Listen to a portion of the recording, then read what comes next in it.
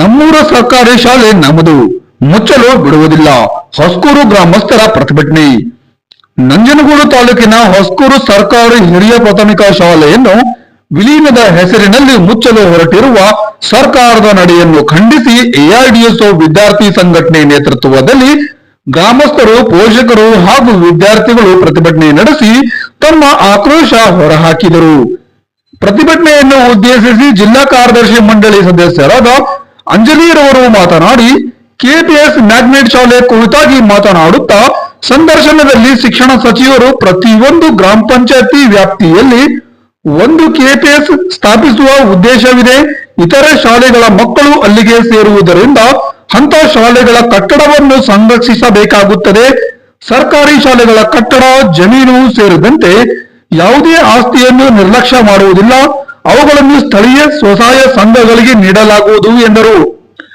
ಆದರೆ ಮುಚ್ಚುವ ಶಾಲೆಗಳ ಜಾಗವನ್ನು ಏನು ಮಾಡಬೇಕು ಎಂದು ಹಾಗೂ ಅದಕ್ಕೆ ಯೋಜನೆ ರೂಪಿಸುವಷ್ಟು ಸ್ಪಷ್ಟತೆ ಇದ್ದರೂ ಒಂದೇ ಒಂದು ಸರ್ಕಾರಿ ಶಾಲೆ ಮುಚ್ಚುವುದಿಲ್ಲ ಎಂದು ವಿರೋಧಾಭಾಸ ಹೇಳಿಕೆಯನ್ನು ಶಿಕ್ಷಣ ಸಚಿವರು ನೀಡುತ್ತಿದ್ದಾರೆ.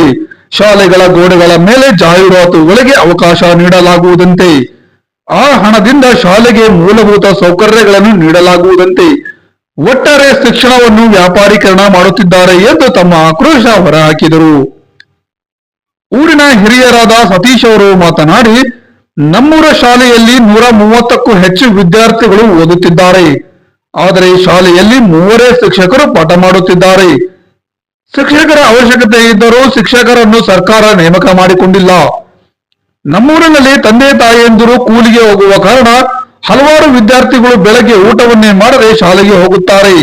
ಒಂದು ವೇಳೆ ಈ ಶಾಲೆ ಮುಚ್ಚಿದರೆ ಮಕ್ಕಳ ಗತಿ ಏನು?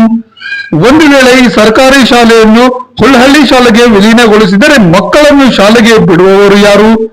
ಮಕ್ಕಳ ಜವಾಬ್ದಾರಿ ಯಾರು ತೆಗೆದುಕೊಳ್ಳುತ್ತಾರೆ? ಮಕ್ಕಳಿಗೆ ಶಿಕ್ಷಣ ಕೊಡಲು ಹೋಗಿ ಮಕ್ಕಳ ಪ್ರಾಣವೇ ಹೋಗುವ ರೀತಿಯಲ್ಲಿ ಈ ಯೋಜನೆ ಇದೆ ಎಂದು ಕಿಡಿಕಾರಿದರು. ನಂತರ ಹೊಸಕೂರು ಸರ್ಕಾರಿ ಶಾಲೆ ಉಳಿಸಿ ಹೋರಾಟ ಸಮಿತಿ ರಚನೆ ಮಾಡಲಾಯಿತು. ಪ್ರತಿಭಟನೆಯಲ್ಲಿ ಸಂಘಟನೆಯ ಜಿಲ್ಲಾ ಉಪಾಧ್ಯಕ್ಷರಾದ ಸ್ವಾತಿ, ಪದಾಧಿಕಾರಿ ನಂದೀಶ್ ಹಾಗೂ ಗ್ರಾಮಸ್ಥರಾದ ಶಿವಮ್ಮ, ಪುಟ್ಟಮ್ಮ, ಮಾದಯ್ಯ ಶೆಟ್ಟಿ, ಲಕ್ಷ್ಮಿ, ರಾಜು, ಶಿವಪ್ರಸಾದ್ ಹಾಗೂ ಇನ್ನಿತರ ಸಂದರ್ಭದಲ್ಲಿ ಉಪಸ್ಥಿತರಿದ್ದರು.